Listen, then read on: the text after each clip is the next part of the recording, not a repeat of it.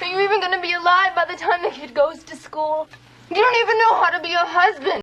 You shall not see the star, touch it, smell, or hear it. Michelle Pfeiffer is an actress whose career has seen incredible highs, spanning decades of acclaimed performances across film and television.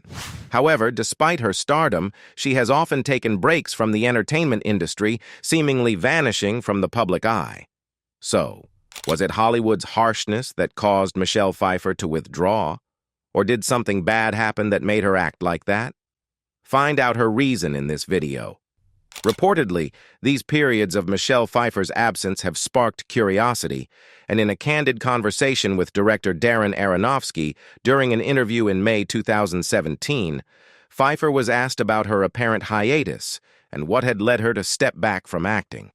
Her response revealed the deeply personal reasons behind her breaks from Hollywood and shed light on her priorities as she balanced her professional and family life. In her discussion with Aronofsky, Pfeiffer shared that one of the major reasons for her time away from the industry was her evolving role as a mother.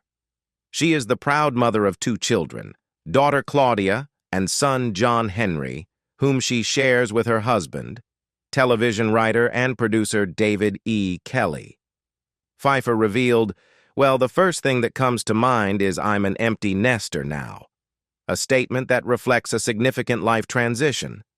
As her children grew older and became more independent, Pfeiffer was able to turn her focus back to her career, although not without careful consideration of what projects were worth her time. Despite her breaks, Pfeiffer emphasized that she had never lost her passion for acting. "I've never lost my love for acting," she explained, reinforcing the notion that her career hiatuses were not due to any lack of interest in her craft. In fact, she noted that working on a project still brought her great happiness. However, she also acknowledged that her priorities had shifted over the years, and the need to balance her family life with her professional aspirations became more prominent. This led her to become so picky about the roles she took on that she eventually became unhireable, as she put it humorously. Pfeiffer's growing selectiveness in choosing roles was directly tied to her desire not to be away from her family for extended periods of time. For her, family always came first, and any project she took on had to align with her life as a mother and wife. Pfeiffer's willingness to prioritize family over fame and fortune speaks to her commitment to being present for her children during their formative years. As she later explained, "I got so picky that I was unhireable. And then, I don't know, time just went on." The industry's fast-paced nature and the demands of constant work did not appeal to her as much as the importance of being at home with her family. As time passed, her professional commitments became less frequent, but Pfeiffer's love for her craft and the entertainment industry never wavered. While Pfeiffer's absence from the screen may have seemed like a deliberate retreat, her family has always been supportive of her decision to work when the opportunity was right. In a 2007 interview with Good Housekeeping, she shared how her children were very encouraging of her acting career, understanding that it brought her happiness. Pfeiffer explained, "They're very encouraging because they know it makes me happy. And also, since I haven't been working so much, it's not as if they've spent the past years saying to me, 'You're always gone.'" This understanding from her children allowed Pfeiffer to strike a balance between her passion for acting and her desire to be there for her family. However, in 2019, in a piece written for InStyle via the Daily Mail, Pfeiffer shared her perspective on fame, revealing her innate ambivalence toward it. She said, "Stardom looks right on some people, but it wouldn't on me. Innately, I still feel that way. Honestly, I'm not sure it's something that anybody ever settles into, because it's not normal." Her words reflect a profound sense of unease with the public attention that comes with being a major Hollywood figure. For Pfeiffer, the constant scrutiny and the unnatural nature of fame created a tension between her personal identity and her public persona, a struggle that many stars face, but that Pfeiffer has managed with remarkable introspection. This discomfort with fame and the pressures of being in the public eye was a key reason Pfeiffer stepped back from the limelight in the early years of her career. As much as she loved acting, the realities of celebrity life had a deep impact on her, particularly when she became a mother. Pfeiffer has always been fiercely protective of her children, Claudia and John Henry, whom she shares with her husband, David E. Kelly. Reflecting on her decision to step back from Hollywood, Pfeiffer explained in a late April interview with The Hollywood Reporter that the difficulty of dealing with the invasive nature of celebrity became especially challenging when her children were young. She recalled how the relentless attention from photographers affected her family, saying, "There were cameras right in their little faces, and it traumatized them." The paparazzi's constant presence in the lives of her young children made Pfeiffer reevaluate the price of fame. She prioritized her family's well-being over her career, choosing to spend more time with them and less time in front of any camera. This period of withdrawal from Hollywood allowed Pfeiffer to regain a sense of normalcy in her life, something that was vital for her mental health and for the emotional development of her children. The negative impact of constant media attention on her family left a lasting impression on Pfeiffer, and it became clear that no career success was worth compromising her family's happiness and privacy. However, despite her decision to reduce her public presence, the narrative surrounding Pfeiffer's career often misinterpreted her retreat.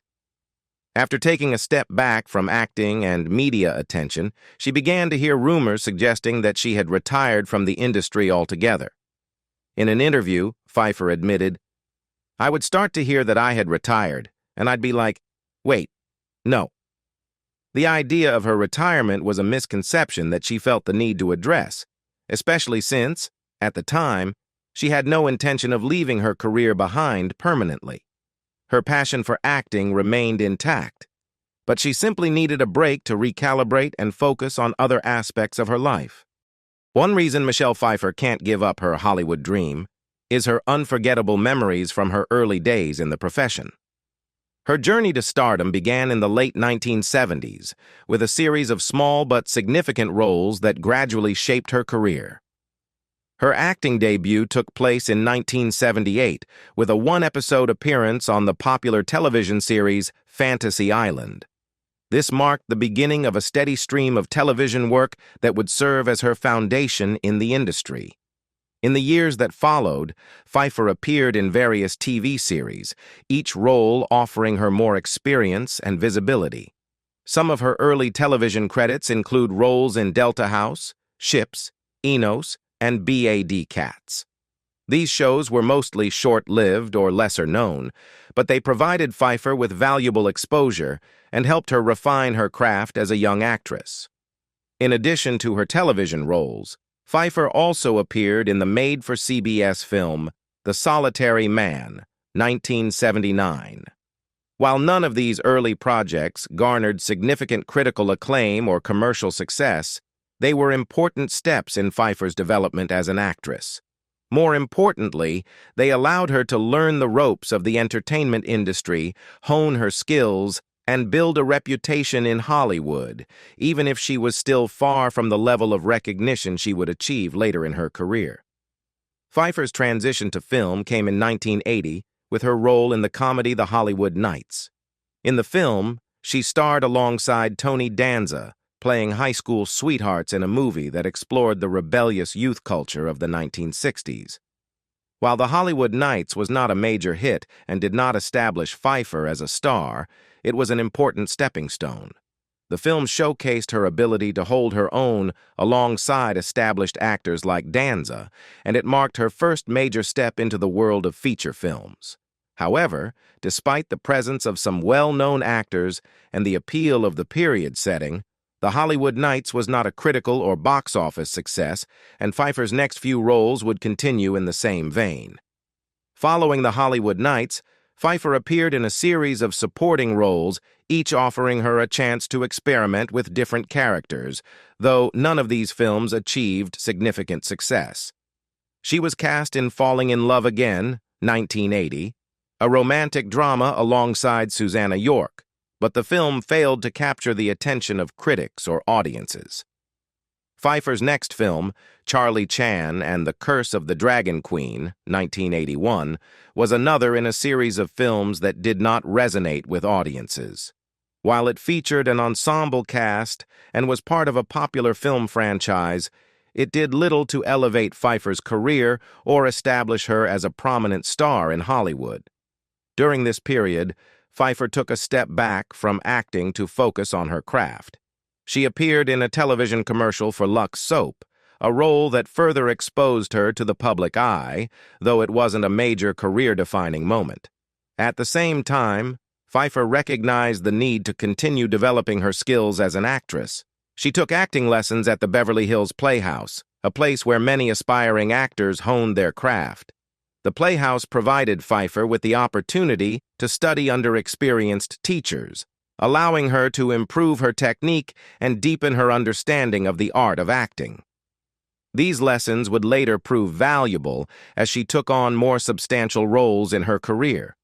In 1981, Pfeiffer appeared in 3 television movies, Callie and Son, which featured Lindsay Wagner, The Children Nobody Wanted, and Splendor in the Grass. Each of these roles represented a significant opportunity for Pfeiffer to showcase her abilities to a wider audience. Callie and Son was a television drama that gave her the chance to work alongside established actors, while The Children Nobody Wanted and Splendor in the Grass further demonstrated her versatility as an actress. However, despite her growing presence on television, Pfeiffer's breakout moment was still ahead of her. Michelle Pfeiffer's career took a significant step forward in 1982 when she landed her first starring film role in Grease 2, the highly anticipated sequel to the 1978 musical hit Grease. At the time, Pfeiffer was relatively unknown in Hollywood, with only a handful of television roles and minor film appearances under her belt. The 23-year-old actress was still in the early stages of her career, and she had yet to find a role that would truly showcase her talent. Yet when the casting call for Grease 2 went out, Pfeiffer was among the many hopefuls vying for the role of Stephanie Zanone, the female lead. Director Patricia Birch, who was overseeing the film, recalled that Pfeiffer stood out during the audition process because of a unique quality that separated her from the other candidates. "She has a quirky quality you don't expect," Birch remarked. This subtle but distinctive trait is something that would define Pfeiffer's career in the years to come, a certain magnetism that made her stand out, even if she was not the obvious or traditional choice for every role. Birch's insight into Pfeiffer's potential would soon prove prescient, though Grease 2 itself would not go on to become the commercial or critical success that the original Grease had been. Despite this, Pfeiffer's performance in the film was widely recognized as a highlight. Grease 2 is often remembered as a critical and commercial failure, unable to replicate the massive success of its predecessor. The film struggled at the box office, and reviews were overwhelmingly negative, with many criticizing its lackluster script and absence of the charm that had made Grease so beloved. Yet, despite the film's underperformance, Pfeiffer's portrayal of the independent, headstrong Stephanie Zanone did not go unnoticed. Critics singled out Pfeiffer as a standout in the film, and the New York Times was particularly complimentary. The paper noted that although she was a relative newcomer to the screen, Pfeiffer managed to look much more insouciant and comfortable than anyone else in the cast. This review highlighted Pfeiffer's natural screen presence, as she effortlessly exuded a confidence and ease that many of her more experienced co-stars could not match. Despite her strong performance, Grease 2 proved to be a double-edged sword for Pfeiffer. While her talent was recognized by some critics, the film's poor reception would come back to haunt her in the years that followed. According to her agent at the time, the association with Grease 2 was a significant hindrance to her career. She couldn't get any jobs. Nobody wanted to hire her, her agent later admitted. The stigma of being in a box office flop, especially one as high-profile as Grease 2, meant that Pfeiffer had to face considerable obstacles in her attempts to build on the early momentum she had gained. Despite the recognition she received for her performance, the commercial failure of the film was enough to cast a shadow over her prospects. During this time, Pfeiffer herself reflected on the challenges of her early career. In an interview, she candidly discussed how her early screen roles, particularly in Grease 2, were not necessarily reflective of her true abilities as an actress. She remarked, "I needed to learn how to act. In the meantime, I was playing bimbos and cashing in on my looks." This comment reveals Pfeiffer's self-awareness about the limitations of some of her early roles. At the time, the industry often leaned heavily on her physical appearance, casting her in roles that were superficial or one-dimensional. She was often typecast as the bimbo or the glamorous love interest, rather than being given the opportunity to showcase her true range as an actress. While Pfeiffer acknowledged that her looks were an asset that helped her land roles, she also recognized that her real challenge was developing the acting chops that would enable her to take on more substantial, varied characters. Michelle Pfeiffer's experience with Grease 2 remains one of the more complex and difficult chapters in her career, one that she has openly addressed with a mixture of frustration and hindsight. Speaking to Hollywood.com in 2007, Pfeiffer didn't mince words about her feelings toward the film, revealing that she hated that film with a vengeance. She went on to express how much she regretted being involved in a project that, in her eyes, didn't live up to its potential. "I could not believe how bad it was," she remarked, a sentiment that reflects the disconnect she felt between the movie's outcome and her own expectations for her career. Despite its status as a cult classic for some, Pfeiffer's personal assessment of Grease 2 was far from positive. Looking back on her decision to sign on to Grease 2, Pfeiffer explained that she was young at the time and simply didn't know better. At 23 years old, Pfeiffer was still in the early stages of her acting career, and like many young actors, was eager to take on any role that came her way. In the context of the early 1980s, Hollywood, a high-profile film like Grease 2, even as a sequel to a beloved film, would have seemed like a promising opportunity.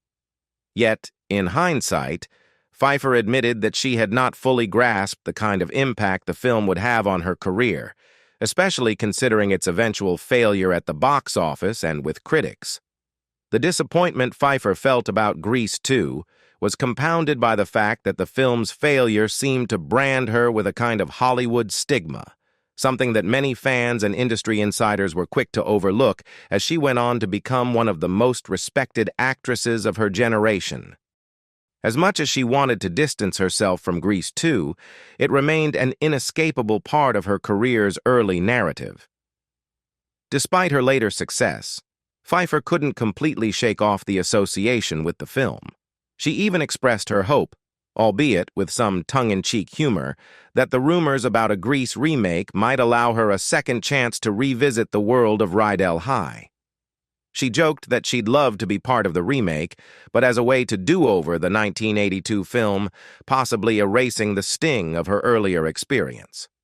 Unfortunately for Pfeiffer, the remake never materialized, and Grease 2 remained part of her early filmography, one that she was never quite able to outrun. However, as Pfeiffer continued to ascend in her career, her ability to move on from the film and take on more substantial, critically acclaimed roles proved that she had much more to offer than what Grease 2 might have suggested. By the time she landed in films like Scarface, 1983, The Witches of Eastwick, 1987, and Dangerous Liaisons, 1988, it was clear that Pfeiffer's acting talent extended far beyond the confines of her Grease 2 role.